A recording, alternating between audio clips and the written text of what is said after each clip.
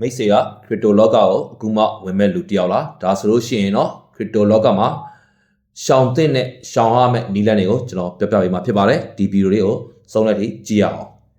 ်မိတ်ဆွေကအခုမှခရစ်တိုလောကကိုဝင်နေဆိုလို့ရှိရင်ဒီအချက်တွေကိုရှောင်ကျင်ပြီးမှသာကိုဒီအချက်တွေငါရှောင်နိုင်တယ်လုံနိုင်မယ်လို့ခံယူပြီးမှသာမိတ်ဆွေက trade တင်ပါတယ်လို့ဆိုလို့ရှိရင်တော့ခရစ်တိုလောကဟာမိတ်ဆွေကိုအရှုံးနေတယ်ပဲရင်ဆိုင်သွားစေနိုင်ပါတယ်နံပါတ်1ချက်အနေနဲ့ကတော့မိတ်ဆွေကကိုထိတ်မဲ့ဟာပေါ့နော် plan ပေါ့ strategy ပေါ့အဲ့ဒါကိုမချထားဘဲနဲ့ trade တာပေါ့နော်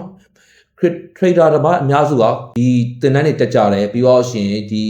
video တွေ training video တွေ like ကြည့်ပြီးတော့သူတို့မှာရေတိကျတေချာတဲ့ plan မရှိပဲအများစုကထိတ်ကြပါတယ်အဲ့ဒီမှာဘာဖြစ်လာလဲဆိုလို့ရှိရင်ဒီရဲ့ risk တွေကိုမခံနိုင်တာတွေပြီးရင်ကိုယ့်အတွက် stop loss တွေ profit တွေမသတ်မှတ်ထားဘဲနဲ့ထိတ်မိတာတွေအဲ့ဒါကြောင့်ပဲ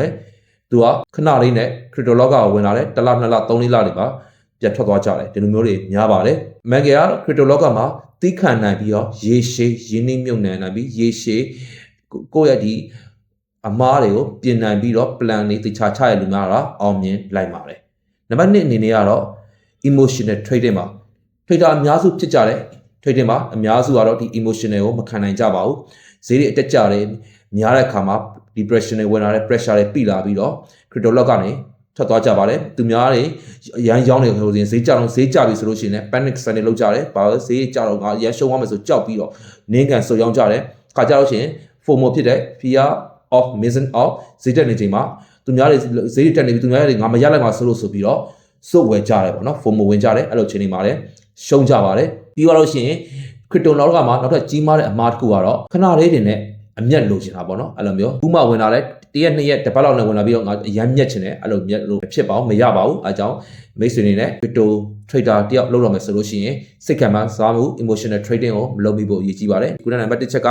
trade တော့မယ်စ trade တော့မယ်ဆိုရင် plan မရှိဘဲလုံးဝမ trade ရပါဘူးကိုအများတန်းကိုယ့်ရဲ့ crypto တွေ coin တွေကို plan ချပြီးတော့ယင်းဒီမြုပ်နှံရပါမယ် trade ရပါမယ်နံပါတ်3ချက်ကတော့ကိုယ့်ရဲ့ data တွေကိုသေချာလုံခြုံလောက်ရပါမယ်အခုနောက်ပိုင်းဆိုလို့ရှိရင်ကျွန်တော်တို့ဒီ online မှာဆိုလို့ရှိရင်ကျွန်တော်တို့ဒီ Telegram channel တွေဒီနောက်တစ်ခါFacebook တွေမှာဆိုလို့ရှိရင် link တွေမသိတဲ့ link တွေဒီ channel တွေဒီဟာတွေကို Telegram တွေရုပ်ရှင်ကြည့်နေတဲ့ Telegram channel ကို join နဲ့မဟုတ်တဲ့နေရာတွေရောက်သွားတာတွေကိုယ့်ရဲ့account တွေပါသွားတယ် scam တွေမိသွားတာတွေပေါ့နော်အဲ့ဒါတွေမဖြစ်အောင်ကျွန်တော်တို့ကကိုယ့်ရဲ့ account ကိုသေချာအောင် personal key တွေ private key တွေ public key တွေဒီ wallet တွေရဲ့ personal key တွေကိုသေချာတင်ထားပေးဖို့လိုပါတယ်မလို့မသိတဲ့အကြောင်းအရာတွေမသိတဲ့ link တွေကိုမနှိမ့်မိဖို့လည်းအရေးကြီးပါတယ်အဲကြောင့်နံပါတ်3အနေနဲ့ security ကမိတ်ဆွေအတက်အရေးကြီးဆုံးနေမှာလည်းပါပါတယ်နံပါတ်4ချက်ကတော့ research ပေါ့နော်ဒီ coin တစ်ခုကိုအသစ်ပေါ်လာပြီဆိုရင်ဒီ coin ရဲ့အကြောင်းအရာကိုသေချာမလေ့လာပဲနဲ့ fundamental ဒီနည်းအားဖြင့် FA ပေါ့နော် fundamental analysis သေချာမလုပ်ဘဲနဲ့ကျွန်တော်တို့ထိတ်ကြတဲ့ trader တွေအများစုရှိကြပါတယ်သူများဒီ coin လေးကောင်းပြီဆိုရင် like ဝယ်ကြတယ်ဒီ coin လေ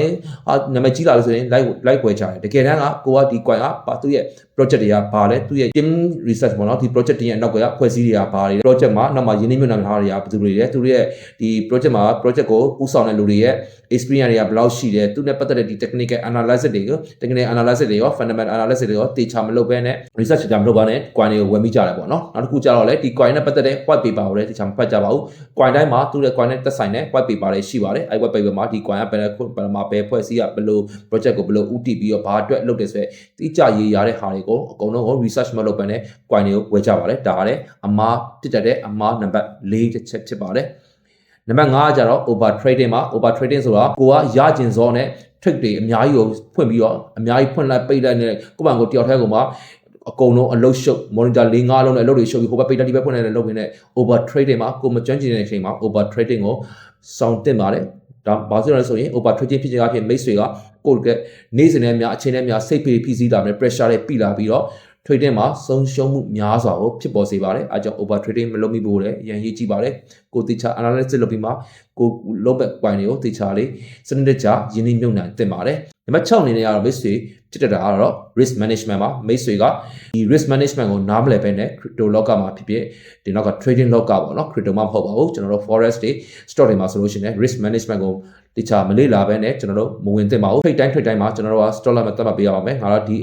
ီရှုံးခဲ့လို့ရှိရင်ဥမာကျွန်တော်ကဒေါ်လာ100ဈေးနဲ့ဝယ်လိုက်တယ်ဒေါ်လာ80ရောက်ရင်ဈေးကြသွားရင်80ဆိုရှုံးသွားလို့ရှိရင်20ရှုံးရင်ငါထွက်တော့မယ်ဆိုပြီးတော့ stock လောက်ကိုသတ်မှတ်ပေးရပါမယ်အဲ့လိုမှသတ်မှတ်ထားဖို့ဆိုလို့ရှိရင်မိတ်ဆွေကပတ်စံ100ကနေ0ထိတပြားမှမကျန်တဲ့ထိဆုံးရှုံးသွားနိုင်ပါတယ်အဲကြောင့် risk management မှာကျွန်တော်တို့က stop loss ကိုသတ်မှတ်ပေးရမယ်ပြီးရင်ရင်းနှီးမြှုပ်နှံမှု